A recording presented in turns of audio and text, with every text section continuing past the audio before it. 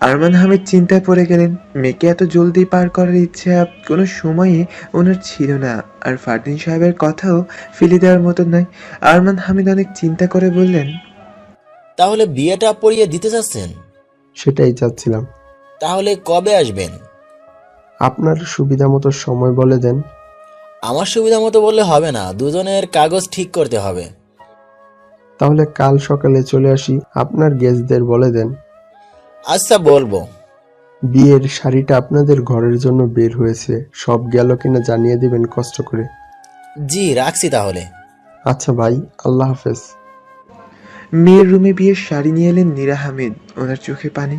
সামাইরা শাড়ি দেখে বেশ অবাক, বিয়ের কথা জানেই না ও। নীরা হামিদ শাড়িটা বের করে সামাইরার গায়ের উপর দিয়ে কান্না জড়িত কণ্ঠে বলল, পরই লাগছে আমার বাচ্চাটাকে।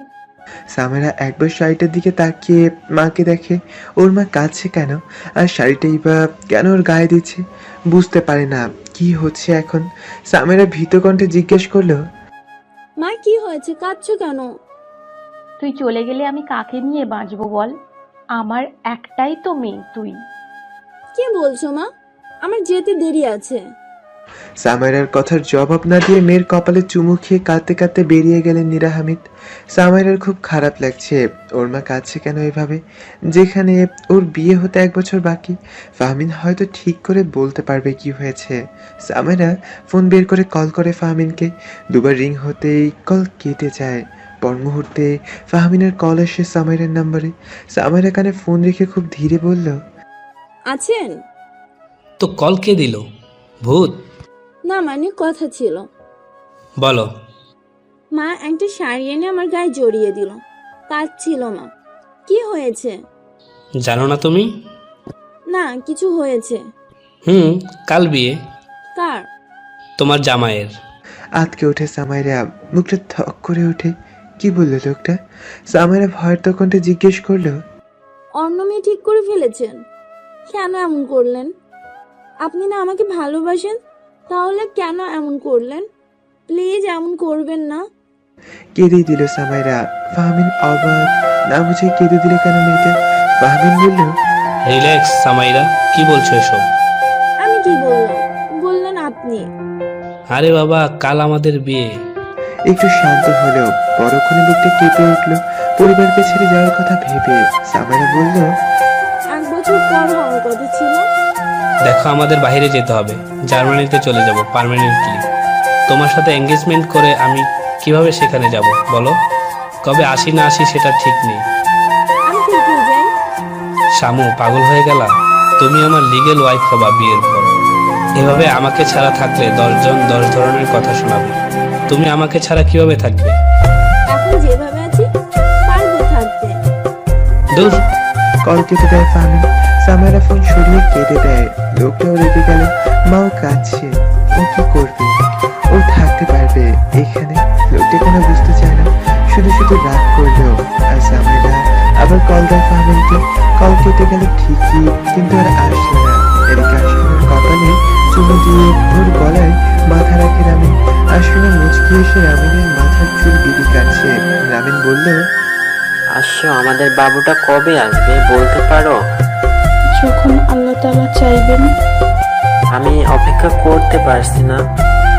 আশফিনের দিকে তাকিয়ে বলল।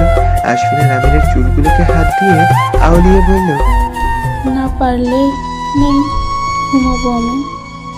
আশফিনা শুয়ে পড়তে চাইলে রামিন ওকে সোজা করিয়ে দিয়ে বলল, I need baby as soon as possible, so don't disturb. বলে আশফিনার গলায় মুখ ডুবিয়ে দেয় রামিন। আর না করতে পারে না আশফিনা। কেমন অজানা নেশায় ডুবে যায় ওর শরীর আর মন। বৃথা অনবরত কেঁদেই যাচ্ছে দ্বিগুণ শব্দে। রোয়েন খাটে আধশোয়া হয়ে আছে। রুহি মেয়েকে খাওয়াতে চাচ্ছে, বৃথা খাবেই না, আবার কাঁদছেও। রুহির অশান্তি লাগছে মেয়ের কান্নায়। ও বলেই বসলেও, মানে এমন করতেছস কেন? খাবিও না, কান্নাও বন্ধ করবি না, থাপড়াইয়া গাল ফাটা অসভ্য মেয়ে। রোয়েন রেগে গিয়ে বলল, রুহি এমন করছো কেন? ওর হয়তো খারাপ লাগছে। রুহি চুপচাপ মেয়েকে ঘুম পাড়ানোর চেষ্টা করছে। রোয়েন হেসে শাড়ির ফাঁকে রুহির পেটে আলতো চিমটি দিচ্ছে। রুহির দাঁত কর্মর করে তাকাতে ঠোঁট জোরে চোখা করে রোয়েন আর রুহি আবারও মেয়ের দিকে মন দেয়। রোয়েন তখন আবার রুহির পেটে দাগ টেনে দিতেই রুহি আবারও রেগে তাকাতেই রোয়েন উঠে বসে রোষ্ঠ চড়ে আলতো করে ছুঁয়ে বলল, তাড়াতাড়ি ঘুম পাড়াও, এখন তোমাকে আমার লাগবে। একদম চুপ করে ঘুমাও, মেজাজ খারাপ হচ্ছে।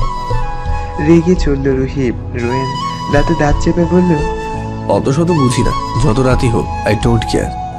রুহি বিরক্ত ভাব নিয়ে মেয়ের প্রতি মন দিল। কান্না যেন কিছুটা কমে এসেছে। রুহি এবার ওকে খাওয়াতে চেষ্টা করে, দ্বিধাও খেয়ে নেয়। রোয়েন পাশ থেকে বলল, মেয়ে ঠিকই বুঝেছে বাবাকে অপেক্ষা করানো যাবে না, খালি মেন মাটাই বুঝলো না। রুহির হাসি পায়, মুখ চিপে হেসে বলল, বেহায়া কোথাকার। রুহি, প্রেম ভালোবাসায় বেহায়া বেশরম লুচু না হলে মজা নেই তো। এসব না হলে ভালোবাসা যায় না। যত বেশি বেহায়া হবা তত বেশি আদর করা যায়, যেখানে সেখানে যে কোনো স্থানে। ভীষণ খুশি হব, লুচু তো বউয়ের জন্যই, তাই না? বিয়ের আগের কোনাও করিনি, নাহলে এতদিনে ত্রিধারা 2 ভাই বোন থাকতো, 2-3 বছর বয়সের। রুহি রেগে রোয়েনের দিকে চেয়ে বলল, অসভ্য জানোয়ার। রোয়েন শুধু এতটুকুই বলল, সময় নষ্ট হচ্ছে আমার, ওকে শুয়ে আসো আমার কাছে। রুহি কিছু না বলে মেয়েকে দোলনায় শুইয়ে দোলনাটিকে হালকা দুলাতে থাকে। দ্রিধার চোখও বুঝে আসে। দ্রিধা ঘুমিয়ে যেতেই রুহি ড্রেসিং টেবিলের সামনে বসে চুল আঁচড়ে নেয়। মেয়েটা হওয়ার পর থেকে চুল পড়ছে খুব। কান্না পায় রুহির। চুল আঁচড়ালেই ওর ব্রাশটা কালো হয়ে যায়। গোসলে গেলে ফ্লোরে চুল ছাড়া আর কিছুই পাওয়া যায় না। রুহি ব্রাশ থেকে চুলগুলো নিয়ে ফেলে দিয়ে বিছানায় এসে বসে, আর রোয়েন লাইট অফ করে দিয়ে রুহির গালে গলায় ঠোঁট বুলাতে থাকে। জোরে নিঃশ্বাস নিয়ে রোয়েনের মাথা চেপে ধরে নিজের সাথে। রুহিকে শুইয়ে ওর ওপর হালকা ভর ছেড়ে দিয়ে ওকে নিয়ে ভালোবাসার অতল সাগরে ডুব দেয় রোয়েন। রাত 11টা। রোয়েন রুহি এখনো ভালোবাসায় মগ্ন। তখনই জিতা কেঁদে ওঠে, আর রোয়েন রুহিকে শান্ত করে জড়িয়ে ধরে। রুহি উঠতে চাইলে পা দিয়ে রুহির পাকে চেপে ধরতেই ও বলল, ও কাছে দেখছো না। কাঁদতে কাঁদতে ঘুমিয়ে যাবে, বিরক্ত করবে না আমায়। রোয়েন সরো, আজব মানুষ তুমি। মেয়েটা কাছে আর উনি নিজেকে নিয়ে পড়ে আছে। রোয়েনকে সরিয়ে রুহির মেয়েকে কোলে তুলে নেয়। তারপর বারান্দায় গিয়ে হাঁটতে থাকে। ভালোবাসতেও পারল না বউটাকে। মেয়েটাও কাঁদার সময় পেল না, মাত্রই তো শুরু হয়েছিল। মেয়েটা পণ্ড করে দিল সব। 12টায় কান্না থামিয়ে দ্রিধার ওকে শুইয়ে দিয়ে বিছানায় এসে দেখলেও ঘুমিয়ে গেছে সে। রুহি মৃদু এসে রোয়েনের কপালে ঠোঁট বুলিয়ে ওর বুকে শুয়ে পড়ে। এদিকে সামাইরা বারান্দায় দাঁড়িয়ে আছে। লোকটা কলও দিল না, কথাও বলছে না। কেন এমন করছে সে? ও কি ভুল কিছু বলেছে? বাবা মাকে ছাড়া কিভাবে থাকবে? ওর হ্যামস্টারগুলোর কি হবে? কে দেখবে ওদের? কে খাওয়াবে? হঠাৎ সামাইরার ফোনে মেসেজ আসে, আর সেখানে লেখা, নিচে তাকাও। সামাইরা নিচে তাকিয়ে দেখলো ওর লোকটা হাত নাড়ছে ওর দিকে। সামাইরা হাত নাড়াতেই ফাহমিন মই লাগিয়ে উঠতে থাকে। সামাইরা ভয় পেয়ে জোরে বলল, কি করছেন? সর সর সর, চুপ থাকো। পড়ে যাবেন তো। চুপ থাকো, আসতে বলতে পারো না?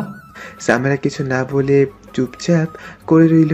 ফাহমিন উঠে এসে বারান্দায় দাঁড়িয়ে সামাইরাকে বুকে টেনে বলল, পাগল একটা বিয়ে করেছি আমি, কি ভাগ্য। সামাইরা সরে আসতে চায়। ফাহমিন ওকে শক্ত করে ধরে আছে। সামাইরা সেভাবেই বলল, তখন কল কেটে দিলেন আর এখন ঢং দেখাচ্ছেন। দীর্ঘশ্বাস ছেড়ে ফাহমিন বলল, ভিতরে চলো। না, আপনি চলে যান, কথা নেই। ফাহমিন সামাইরাকে একটানে কাঁধে তুলে নিয়ে ভিতরে এসে ওকে খাটে বসিয়ে দিয়ে ওর পাশে এসে বসে। সামাইরা সরে যেতে চাইলে ফাহমিন ওর হাত শক্ত করে ধরে বলল, বাচ্চামো করো না শামু, তখন মেজাজ ঠিক ছিল না। আমি যাব না, আপনি বুঝতে চেষ্টা করেন। তাহলে বিয়েটাও না করো। কাল সকালে তোমার বাবাকে বলবে বিয়ে করছো না। এভাবে কেন বলছেন? এভাবেই বলবো। তুমি কেন বুঝতে পারছো না? বিয়েটা আমার আর তোমার, আমাদের একসাথে থাকতে হবে। বিয়েটা হলো একসাথে থাকার, একে অপরের পাশে থাকার প্রতিজ্ঞা। কেন বুঝছো না? মা কাঁদছিল। কেঁদে বলল সামাইরা। ফাহমিনের মায়া লাগে। ও বলল, শামু, সব মেয়েকেই এভাবে চলে আসতে হয়। খারাপ লাগাটা স্বাভাবিক, তাই না? তোমার মা, তুমি একটা মাত্র মেয়ে, ওনার খারাপ লাগবেই। আমি কি করব? যা হচ্ছে সেটাকে মেনে নাও। আমি পারবো না। কেন পারবে না? আমি আছি তোমার সাথে। সারা জীবন থাকবেন?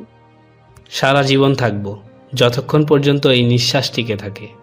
সামাইরা লজ্জা পেয়ে নিচে তাকায়। ফাহমিন ওকে বুকে নিয়ে বিছানায় শুয়ে দেয়। সামাইরা বলল, চলে যান এখন। পরে যাব, তুমি ঘুমাও। বাবা মা চলে আসবে। সেটা সকালে, তার আগেই যাব আমি। আচ্ছা, একটা গল্প শোনাবেন? বলছি, চোখ বন্ধ করো। সামাইরা চোখ বুঝে নেয়। ফাহমিন গল্প বলতে থাকে। পরদিন রোয়েন, রুহি আর বাকি মেহমানরা চলে আসে সামাইরাদের বাসায়। রুহি, আশফিনা আর তানজুম সামাইরাকে রেডি করছে। রুহি রানী গোলাপি রঙের শাড়ি পরেছে, চুলগুলোকে পিঠের উপর এলিয়ে দিয়েছে। সামাইরাকে এইটা ওটা বুঝাচ্ছে তানজুম। সামাইরা মাথা নেড়ে যাচ্ছে। ফাহমিনরাও চলে এলো, সাথে বাকি বন্ধুরাও। জুয়েল বলল, মামা জোয়ান বউ পাচ্ছিস, ফিলিংস কেমন? রাজীব পিছন থেকে বলল, সেটা ওর মুখ দেখে বুঝতেছিস না? রামিন বলল, তোরে বুড়া বয়সে ভীমরতি পাইছে। ফাহমিন রেগে বলল, বুড়া তোরা, সাবধান, মেজাজ খারাপ করবি না। তোরে কি কমু তাহলে বাবু? সাজিদ হেসে বলল। রুয়েন বলল, দেখোর বউ সব থেকে ছোট আমাদের বউ থেকে, তো সেই হিসেবে ওদের জোড়া হলো বুড়ো বাবু কাপাল। রুয়েনের কথায় সবাই হেসে দেয়। ফাহমিন বলল, নে নে, মজা নে, আমিও দেখাবো। কি দিনে 8টা পয়দা করবি? সেটা হইতো না, তোর বউকে পালতে 300 বছর পেরিয়ে যাবে। রামিন হেসে বলল। আর রুয়েন বলল, 300 বছর বাঁচলে তো সামাইরা এখন বাবুদের মতো, ওর ম্যাচিওর হতে হবে। ফাহমিন বলল, চেষ্টা কম করিনি, তবে সামনে চেষ্টা চালিয়ে যাব। আমার নাতে পুতেরা তোদের বাচ্চার বিয়ে দেখবে, বিরিয়ানির প্লেট বেশি করে রাখিস। জুয়েল বলে উঠল। সামিরার সাজ পরিপূর্ণ, একদম পরি লাগছে ওকে। আজ একেবারেই বাচ্চা লাগছে না, বরং যুবতী লাগছে।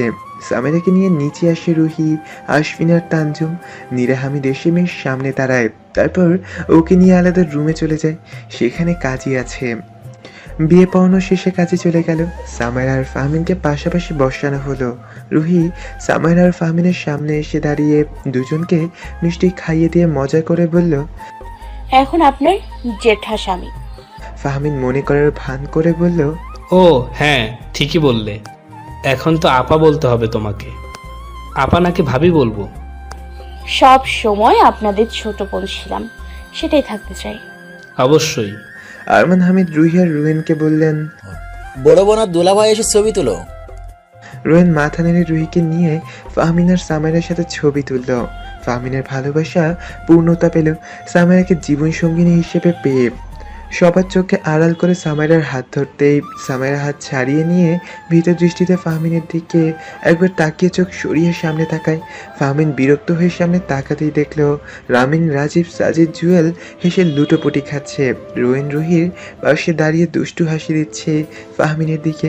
ফাহমিন খুব ধীরে বলল, দেখে নিবে। জুয়েল এসে ফাহমিনের পাশে বসে ওর কানে কানে বলল, এখন নাবালিকা বউটাকে দেখে নে, আমাদের না দেখলেও চলবে। ফাহমিন এসে জুয়েলের হাতে চিমটি কেটে দেয়। জুয়েল হাসতে হাসতে দাঁড়িয়ে যায়। সামাইরা শুনতে পেয়েছিল জুয়েলের ফিস ফিস আওয়াজ, কিন্তু কথা বুঝেনি, তাই ফাহমিনের দিকে নস তাকিয়ে বলল, জুয়েল ভাই কি বলছিল? নাবালিকা মেয়ে বিয়ে করেছি সেটা। সামাইরা মুখ চুপসে গেল, কিছু বলতেই পারল না। এদিকে রোয়েন মেয়েকে কোলে নিয়ে বন্ধুদের সাথে গল্প করছে। রুহি আর আশফিনা সামেরার সাথে বসে আছে। সামেরাকে আশফিনা সব বুঝিয়ে দিচ্ছে কি কি করতে হবে, কি না করতে হবে। সামেরাও মাথা ঝাঁকিয়ে যাচ্ছে, কিন্তু রুহির উপর থেকে রোয়েনকে দেখছে। রোয়েনেও রুহিকে দেখছে। বৃথাকে দেখিয়ে বলছে।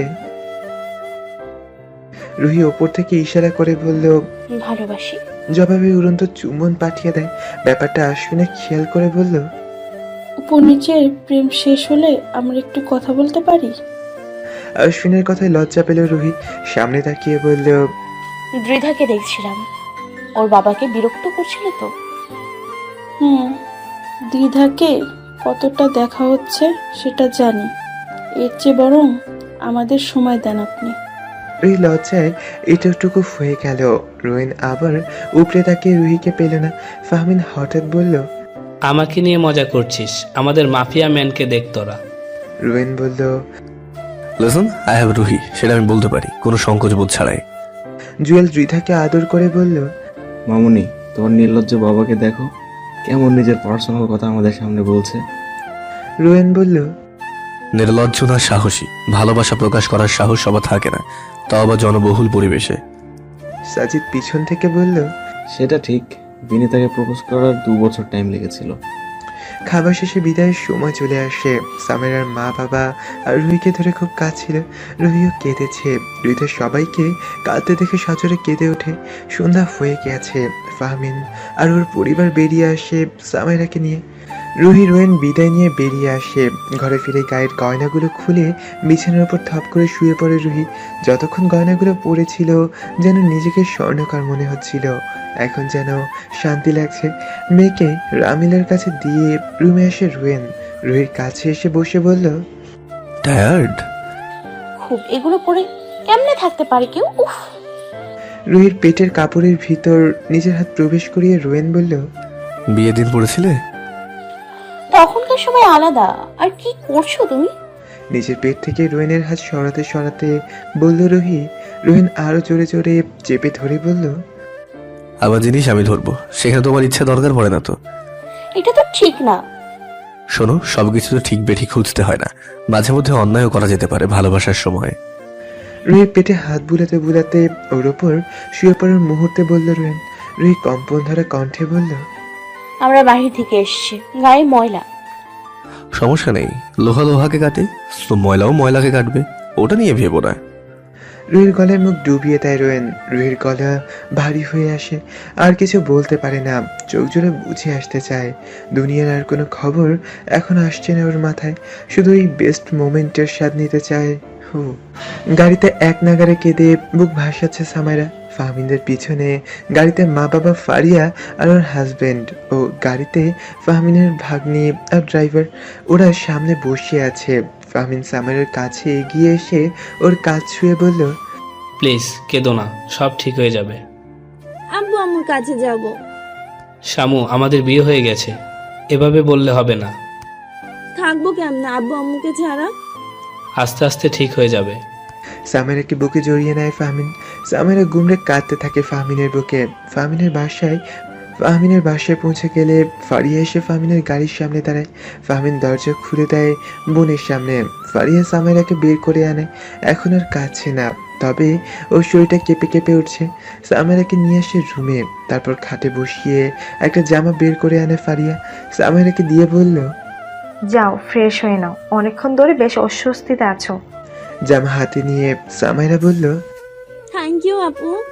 ওয়েলকাম, যাও এখন। জি। সামাইরা ফ্রেশ হতে চলে যায়। ফারিয়া বেরিয়ে যায় রুম থেকে। আর সামাইরা বেরিয়ে এসে দেখলো ফাহমিন খাটে বসে আছে, ওয়াশরুমের দিকে মুখ করে। সামাইরা ম্লান হেসে ড্রেসিং টেবিলের দিকে এগোয়। ওর চুলগুলো খোলা হয়নি, এই চুল নিয়ে গোসল সেরে এসেছে। ফাহমিন চুল থেকে ক্লিপ খুলতে থাকে। কেমন হয়ে আছে চুলগুলো। ফাহমিন অনেক সময় পর্যন্ত সামেরার চুল খোলার প্রচেষ্টা দেখতে এক সময় অতিষ্ঠ হয়ে ওঠে। এরপর হেঁটে সামেরার পিছনে এসে দাঁড়িয়ে ওর চুল থেকে ক্লিপ খুলতে শুরু করে। সামেরা বলল, খুলেছি, আপনি বসুন। দেখছিই তো কত খুলছো, চুপ থাকো, আমি খুলে দিই। সামেরা দাঁড়িয়ে রইল। ফাহমিন অনেকটা সময় নিয়ে ক্লিপ খুলে বলল, এত ক্লিপও লাগায় কেউ? আপুরা করে দিয়েছে। ও আচ্ছা, শোনো, মা দুধ দিয়ে গেছেন, চলো খেয়ে নেই। আপনি আপনারটা খান, আমার গ্লাসটা রাখুন, আমি আসছি। একটাই গ্লাস। ও তাহলে আপনিই খেয়ে নিন, আমি খাবো না। কেন? এমনি, যান খেয়ে নিন। দেখো, পুরোটা একসাথেই খেতে হবে, এক গ্লাসে, এটাই নিয়ম। সামেরা মুখ লজ্জায় লাল, তারপরও সামলে বলল, ওকে। ফাহমিন সামেরাকে এনে খাটে বসিয়ে নিচে একটু দুধ খেয়ে সামেরাকে পুরোটা খাইয়ে দেয়। আপনি খাবেন না আর? না সামাইরা। জি। জানো কি রাত আজ? কি রাত? আজ আমাদের বাসর রাত।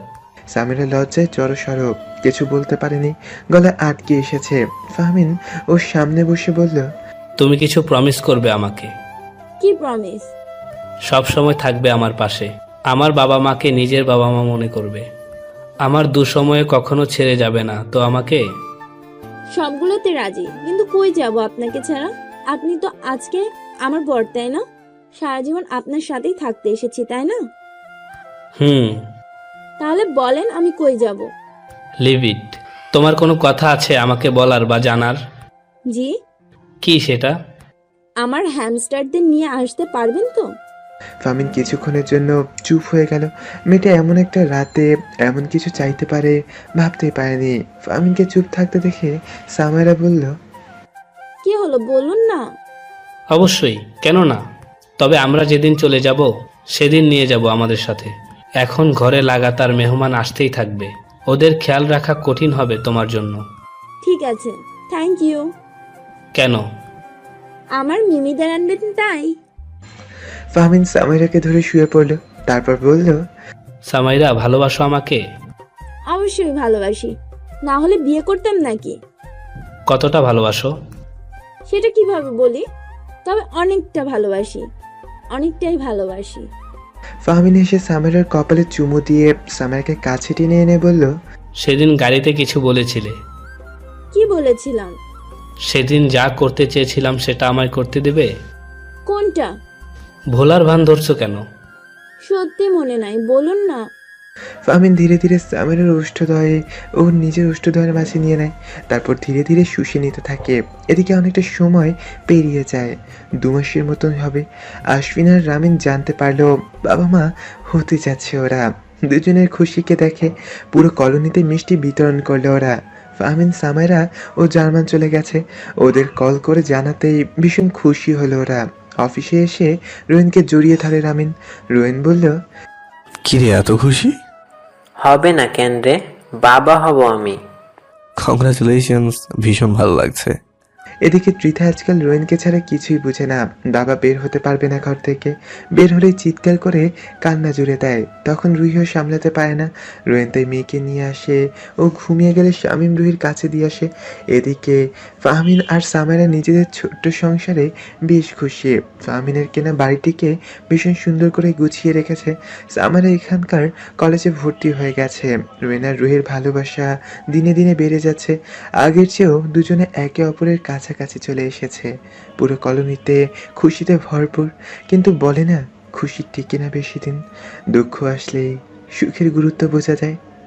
3 মাস পর ল্যাপটপের স্ক্রিনে চোখ সরিয়ে মুখে ভাতের লোকমা তুলে নেয় ফাহমিন।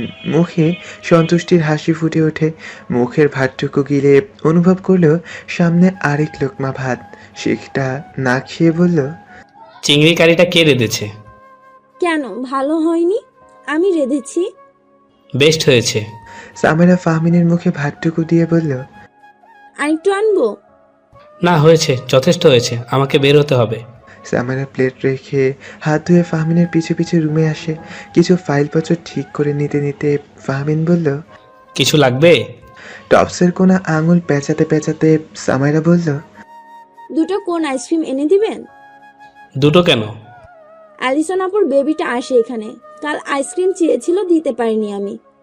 ও ও তো তোমার জন্য বেশ পাগল দেখলাম। আমারও ভালো লাগে, কিউট অনেক, হেসে বলে সামাইরা। ফাহমিন এক গোল হেসে সব ঠিক করে নিয়ে সামিরার কাছে এসে দাঁড়ায়। তারপর ওর চুলে আঙুল পেঁচিয়ে খেলা করতে করতে বলল, দারোয়ান দিয়ে যাবে, আর আজ রেডি হয়ে থেকো। চোখ বড় করে তাকায় সামাইরা, উত্তেজিত কণ্ঠে বলল, কোথাও যাবেন? নো, রেডি হয়ে থেকো, আসলেই বুঝবে। কথাগুলো বলে সামাইরার গালে সাজানো দাঁতগুলো বসিয়ে আলতো করে কামড়ে দিয়ে ওর কপালে হালকা ঠোঁট ছুঁয়ে দিয়ে বেরিয়ে যেতে থাকে। সামিরা গালে হাত দিয়ে কিছুক্ষণের জন্য চুপ হয়ে গেলেও আর দাঁড়াতে পারে না। দৌড়ে এসে পিছন থেকে গলা জড়িয়ে ধরে ফাহমিনের, তারপর রাগান্বিত গলায় বলল, আজ আপনাকে যেতে দিচ্ছি না, খুব করে কামড়াবো আপনাকে। ফাহমিন সামনে ফিরে বলল, নাও, কামড় দাও। সামিরা অবাক, লোকটা কখনো এভাবে বলেনি। তারপর না ভেবেই ফাহমিনের গালে কামড়াতে থাকে। ফাহমিন ব্যথা পেয়ে ও হাসছে। অবশেষে সরে আসে সামাইরা। ফাহমিন বলল, এতগুলো কামড়ের ফলাফল কি হতে পারে সেটা আজ এসে বোঝাবো। ভয় মুখের রং উড়ে গেল সামাইরার। ফাহমিনকে জিজ্ঞেস করলো, কি করবেন? সেটা আসলে দেখবে, আমি চাই রেডি থাকো তুমি। সামিরাকে আর কিছু বলতে না দিয়ে বেরিয়ে যায় ফাহমিন। চিন্তায় পড়ে যায় সামাইরা। কি করবে এখনো? রাতের বেলা বিছানায় শুয়ে আছে রোয়েন, বুকের উপর শুয়ে আছে দৃঢ়া। মেয়েটা ওকে ছাড়া কিছু বুঝে না, একটা কাজও করতে পারে না ও। মেয়েটার চোখের আড়াল হলেই কেঁদে কেঁদে বুক ভাসায়। রাতের বেলা কাজ করতেও পারে না। মেয়েটা কাঁদতে থাকে। ওর কথা হলো বাবার সামনে থাকবে আর ওকে নিয়ে থাকবে, অন্য কিছুতে ব্যস্ত হতে পারবে না। পাকঘরে মেয়ের দুধ বানাচ্ছিল রুহি। ফোন বেজে উঠতেই সেটাকে হাতে নিয়ে মুখে হাসি ফুটে ওঠে। ফোন রিসিভ করে কানে রেখে দুধ নাড়াতে থাকে। অপর পাশ থেকে সামাইরা বলল, আপু হেল্প। কি হেল্প লাগবে বল। উনি হাসপাতালে যাওয়ার আগে বললেন রেডি থাকতে, কোথাও নাকি যাবেন না। এখন কি করব আমি? তুই বুঝিসনি ওনার কথা? না বুঝিনি, বলেই তো তোকে কল দিলাম। রুহি হেসে দেয়, তারপর হাসি থামিয়ে বলল, বোকামে একটা শাড়ি পরতে পারিস? পারি তো। নরম কোনো শাড়ি আছে? সবগুলো ভারী, নরমগুলো ভালো লাগে না। তোকে বিয়ের সময় একটা ড্রেস গিফট করেছিলাম সাদা রঙের। ওইটা ভীষণ লজ্জা লাগে দেখতে, তাহলে পারবো কেমন করে, তা আবার ওনার সামনে? হাজবেন্ডের সামনে লজ্জা পেতে হয় না। আজকে রাতে এটা পরে নে, হালকা সাজবি, একদম হালকা সাজ, কিন্তু লিপস্টিক আর কাজল রাখ সাজে। উনি হাসবে, ডিম করবে, কোনো কথা বলবি না, সেটা পরে নিবি। আচ্ছা। পারলে ভালো মতো শাওয়ার নে, গায়ে ঘামের গন্ধ থাকে না যেন। আচ্ছা আপু, তোরা ভালো আছিস? আলহামদুলিল্লাহ, তোদের কি খবর? এই তো ভালো আপু। দৃঢ়া কি করে? তোর ভাইয়ের সাথে। ও আচ্ছা আপু, রাখছি, রান্না চড়াতে হবে। আচ্ছা যা। কথা শেষ করে ফিডারের দুধটুকু ঢেলে রুমে আসে রুহি। বিয়ের 4 মাসেও বোনটা কিছুই বুঝতে পারছে না। তার মানে ফাহমিন ভাইয়ের সাথে তেমন সম্পর্ক স্থাপন হয়নি এখনো। হয়তো ওকে সময় দিয়েছে এতদিন। রোয়েন মেয়েকে কোলে নিয়ে বসে আছে, দৃঢ়া বাবার আঙুল খাচ্ছে এক মনে। রোয়েন আঙুলটা যতবারই সরাচ্ছে দৃঢ়া কেঁদে ওঠে। রোয়েন আবারও সেটা ওর মুখে পুড়ে দেয়। রুহি দুধটা নিয়ে খেতে বসে, আর দৃঢ়া মাকে দেখে একটু হেসে বাবার দিকে মন দেয়। রোয়েন ফিডারটা হাতে নিয়ে দৃঢ়ার মুখে ঢুকিয়ে দেয়। রুহি বলল, আশুর শরীরটা নাকি ভালো না। রামিন বলেছিল। এখন কত মাস চলে ওর? 5 মাস চলছে। ও, তাহলে তো সময়ও বেশি নেই। হুম। দৃঢ়া খেতে খেতে ঘুমিয়ে গেছে। রোয়েন ওকে দোলনায় শুয়ে দিয়ে খাটে এসে বসে। রুহি শুয়ে আছে, ল্যাপটপে কিছু কাজ সেরে নিতে থাকে রোয়েন। রুহি হঠাৎ পিছন থেকে জড়িয়ে ধরে রোয়েনকে, তারপর কাঁধে মুখ গুজে দেয়। রোয়েন সেদিকে ভ্রুক্ষেপ নেই। রুহি বলল, কাজ না করলে চলে না এখন? করতে হবে রুহি। মুখে মলিন করে বসে রইল সেভাবেই। এদিকে রাতে ফিরে আসে ফাহমিন। নিচে টেবিলে দেখলো খাবার ঢেকে রাখা। ওদের রুমে কোনো আলো নেই। ফাহমিন ফ্রেশ হয়ে খাবার রুমে যাওয়ার জন্য এগোয়। রুমে এসে দেখলো কেমন নীরব পরিবেশ। দরজার পাশে হাতিয়ে সুইচ খুঁজতে খুঁজতে একসময় পেয়েও গেল। লাইট জ্বালিয়ে চমকে গেল ফাহমিন। খাটে বসে আছে সামাইরা, একদম নববধূর ভঙ্গিতে। গায়ের শার্টের বোতাম খুলতে খুলতে এগিয়ে আসে খাটের পানে। সামাইরার গায়ে সাদা একটা নাইট গাউন। ও ভাবতেই পারেনি সামাইরা ওর জন্য এমন কিছু করবে। গায়ের শার্ট খুলে চেয়ারে মেলে দেয় ফাহমিন। গায়ে আরেকটা পাতলা গেঞ্জি আছে। খাটে এসে বসলো। সাথে সাথে সামাইরা পিছিয়ে গেল একটু। ফাহমিন অবাক হওয়ার ভঙ্গিতে বলল, কি হলো? কামড় দিবেন না তো? ফাহমিন খাটে উঠে বসে সামাইরাকে টেনে কাছে এনে বলল, বললাম না প্রতিশোধ নেব। এখন যা করব একদম মানা করতে পারবে না। ভয় লাগছে আমার। কিছু হবে না। সামিরা ফাহমিনের চোখের দিকে তাকাতেই সব কেমন সহজ হয়ে গেল। ফাহমিন সামিরার পিছনে হাত দিয়ে পিঠের ওপর থেকে চেইনটা খুলে দেয়। সামিরা বড় বড় চোখ করে বলল, কি করছেন? তোমার না এলিসনের বেবিকে ভালো লাগে? সেটা তো লাগেই, কিন্তু এমন একটা বাবু যদি আমাদেরও থাকে। সামিরা লজ্জায় নিচে তাকায়। ফাহমিন সামাইরাকে বুকে জড়িয়ে নেয় শক্ত করে, ভরিয়ে দিতে থাকে ভালোবাসায়। সামাইরাও আপত্তি করতে পারে না। ভারী হয়ে আসে ওর শরীর। ব্যালেন্স রাখতে না পেরে শুয়ে পড়ে দুজনেই। ফাহমিন সামাইরাকে নিয়ে সুখের সাগরে পাড়ি জমায়। এই সময়টাতেও সামাইরা হাজারটা প্রশ্ন করেছিল ওকে। ফাহমিন খুব কষ্টে উত্তর করছিল। তারপর আর প্রশ্ন করার সুযোগ দেয়নি। দুজনেই এক হয়ে গেল পবিত্র ভালোবাসার বন্ধনে।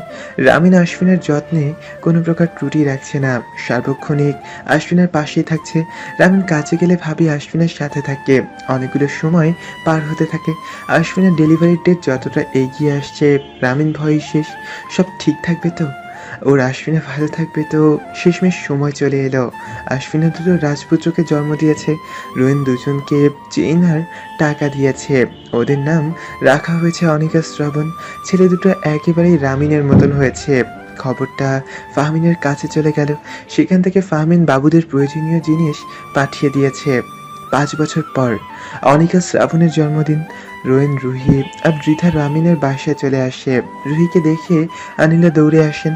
তারপর ওকে সোফায় বসিয়ে বললেন,